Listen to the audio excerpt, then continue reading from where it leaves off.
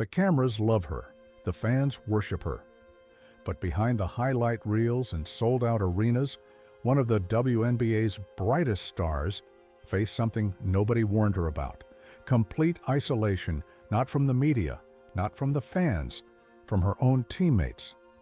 The people who were supposed to have her back left her standing completely alone. And what she discovered about the league's unspoken culture will change how you see professional women's basketball forever. This isn't another feel-good rookie story. This is the truth about what happens when you step into the WNBA with a spotlight the league has never seen before. When your talent threatens the established order.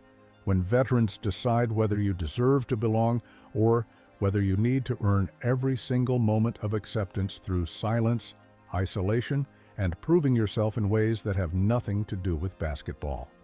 Many of you have been saying this for weeks.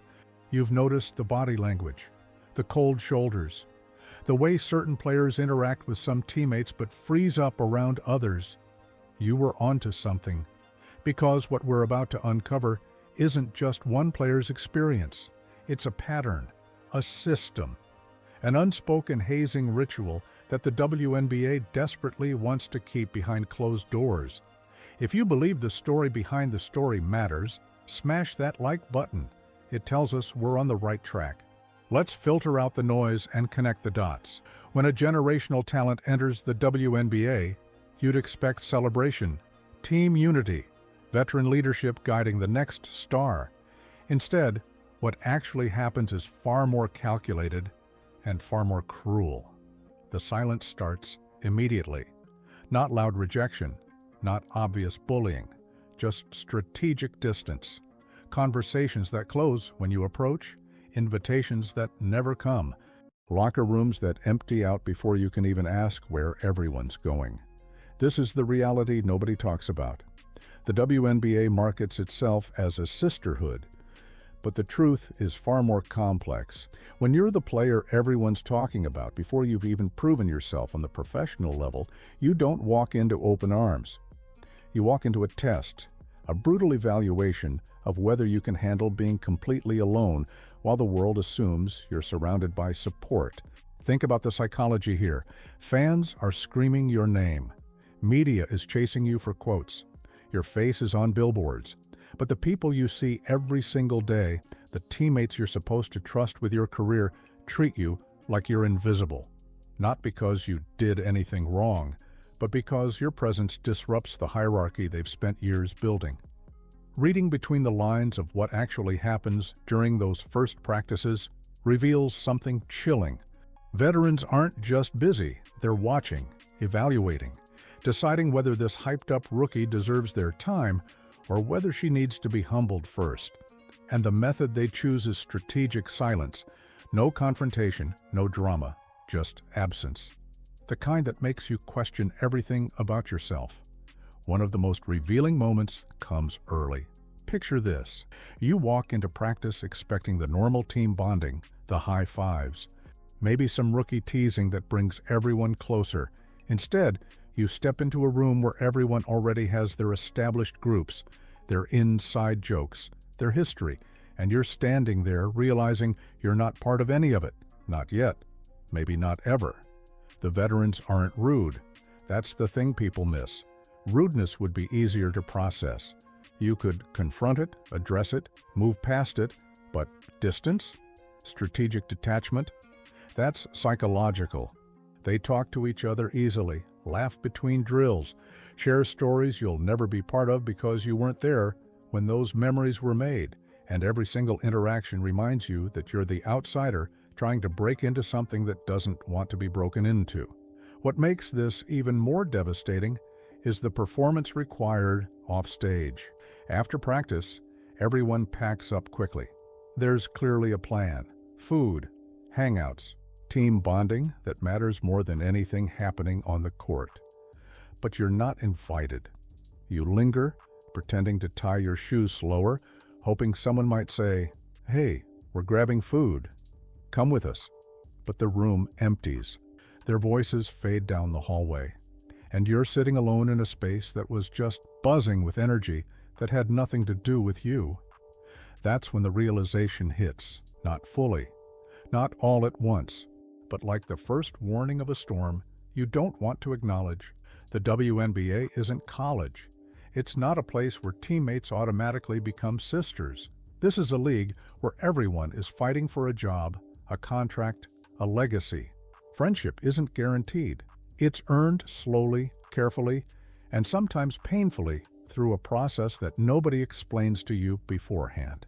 Now here's where it gets even more complicated. While teammates are keeping their distance, the outside world is demanding everything from you. Fans want pictures, reporters want quotes, strangers want pieces of you before any teammate even knows who you are, beyond the highlight reels. And in that contradiction, you discover something people never talk about.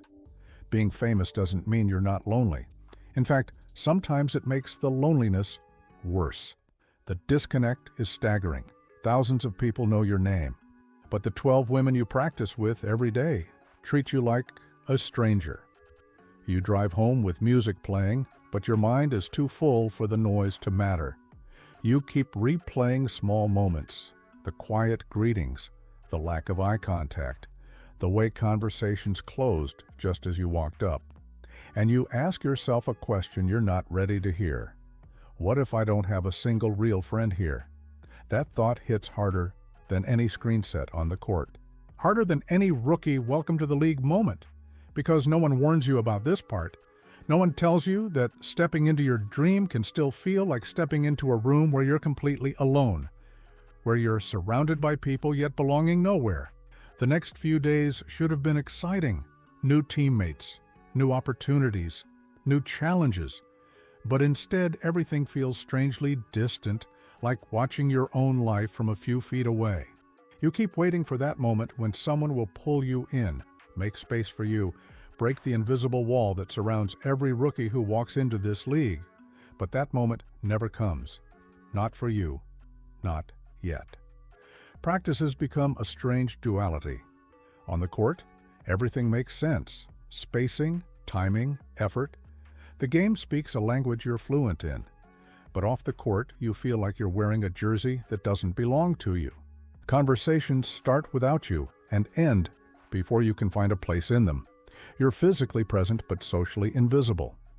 One morning reveals the pattern perfectly.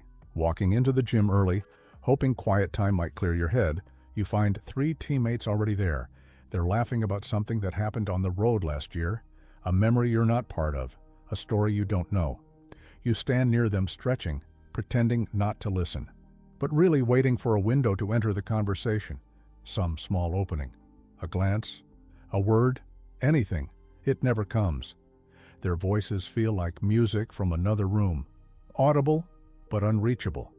And when they finally notice you, the laughter stops just long enough for a quick nod, a polite smile, and then the moment closes again, like a door you weren't meant to walk through.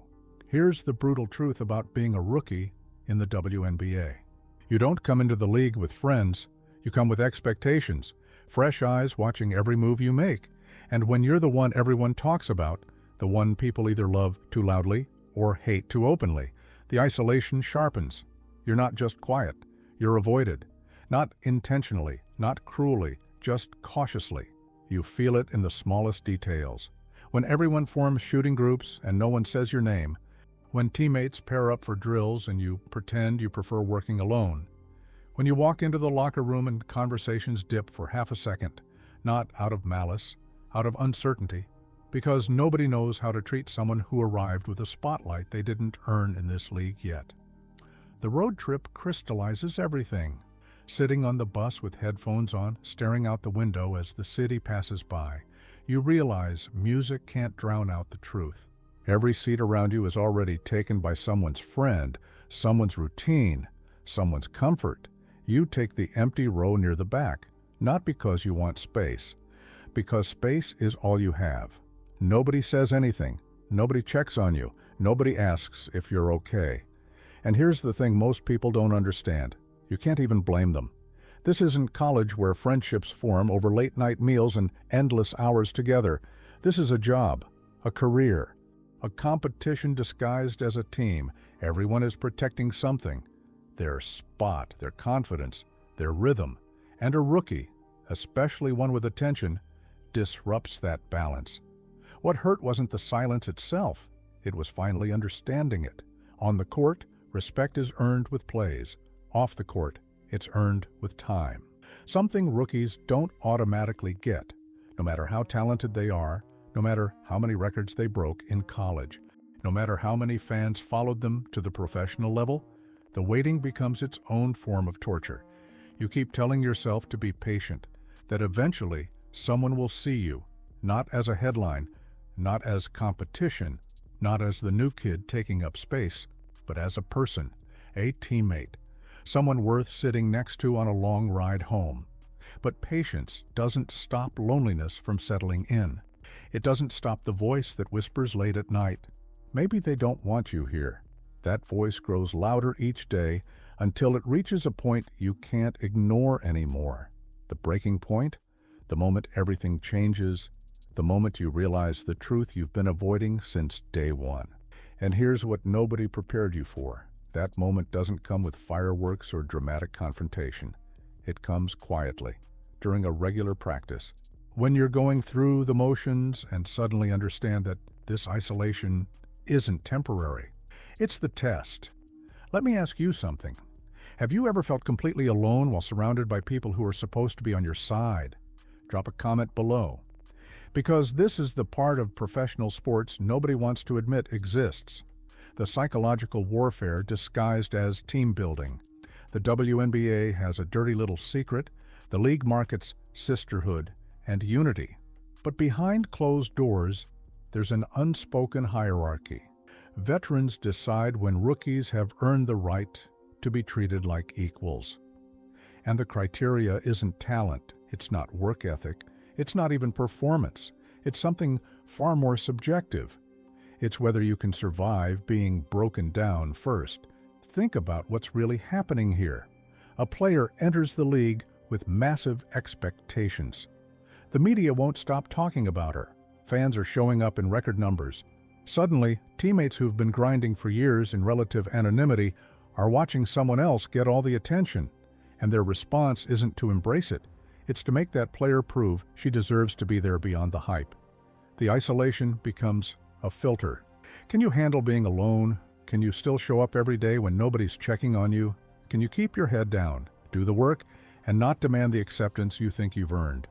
Because here's the brutal calculation happening in those veteran minds. If you can't survive this, you don't belong. If you break, you're not strong enough for what's coming. One afternoon after a particularly rough practice where nothing seemed to fall right, the pattern finally breaks.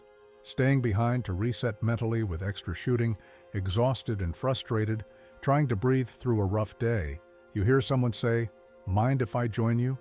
It's the last person you'd expect, a veteran who barely spoke during the first weeks, not because she disliked you, because she didn't owe you anything. Nobody does here. She grabs a ball, takes a spot on the opposite side of the court, and for a few minutes you just shoot in silence.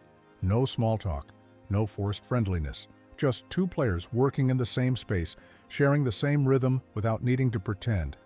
Then she says something so simple, so honest, that it breaks the tension you've been carrying for weeks. You're doing fine. Just keep showing up. It's not advice. It's not encouragement. It's recognition. The kind that only comes when someone has truly watched you quietly, without saying a word, and decided you've passed the test.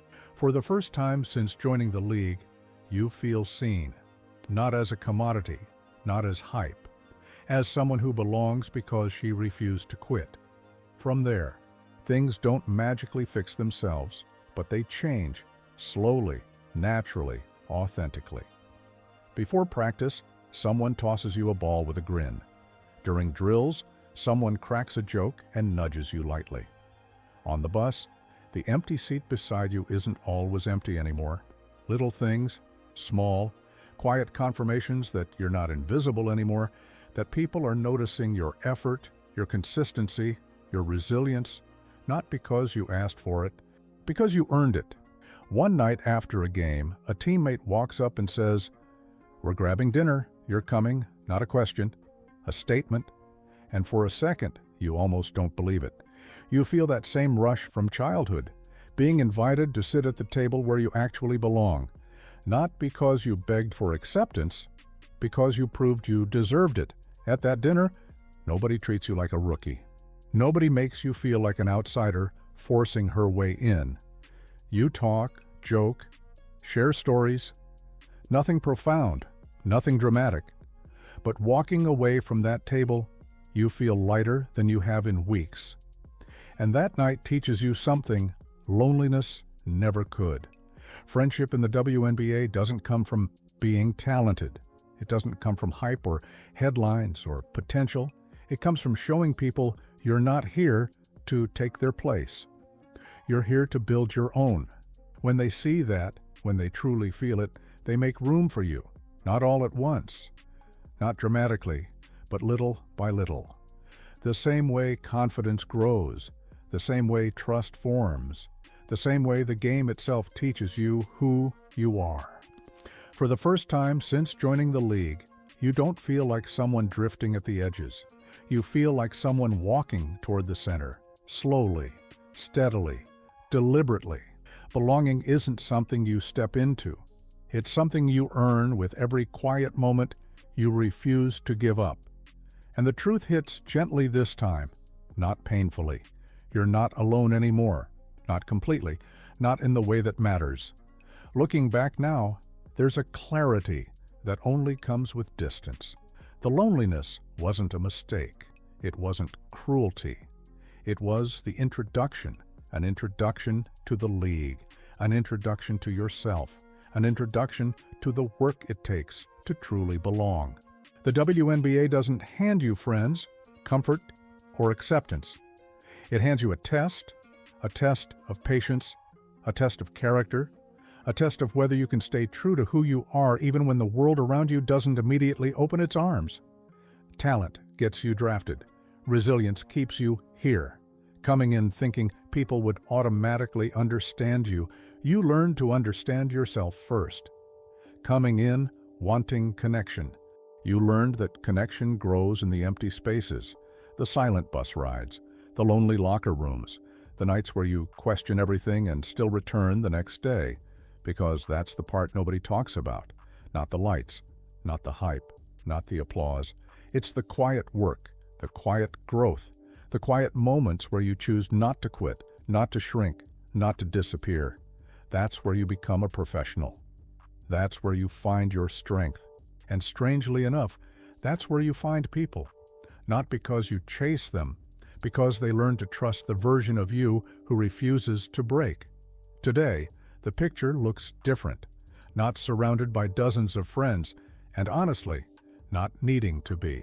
What exists now is something stronger, a team that respects the journey, a few real connections that mean more than a room full of shallow ones, and a version of self that didn't exist until walking through the hardest part of this journey alone. Connecting the dots reveals something the WNBA doesn't want you to know. Every superstar rookie goes through this, the isolation, the testing, the psychological gauntlet designed to separate those who can handle the pressure from those who can't. It's not an accident. It's not oversight. It's the system. And the league stays silent about it because admitting it exists would shatter the sisterhood narrative they've spent years building. If you found this eye-opening, do me a favor. Hit that subscribe button and turn on notifications because we're not done exposing what really happens behind the scenes in women's basketball. Next video, we're diving into how the WNBA's veteran culture specifically targets players who arrive with massive fan bases, the strategies they use, the psychological tactics, and why the league refuses to intervene. The moment of realizing you have no friends in the WNBA isn't the end of something. It's the beginning of everything you need to become. Because sometimes you have to stand alone for a while to learn how to stand strong forever. And once you understand that, once you survive it, nobody can ever break you again. That's the real story they don't want told, not the fairy tale, not the sanitized version. The truth, and now you know it too.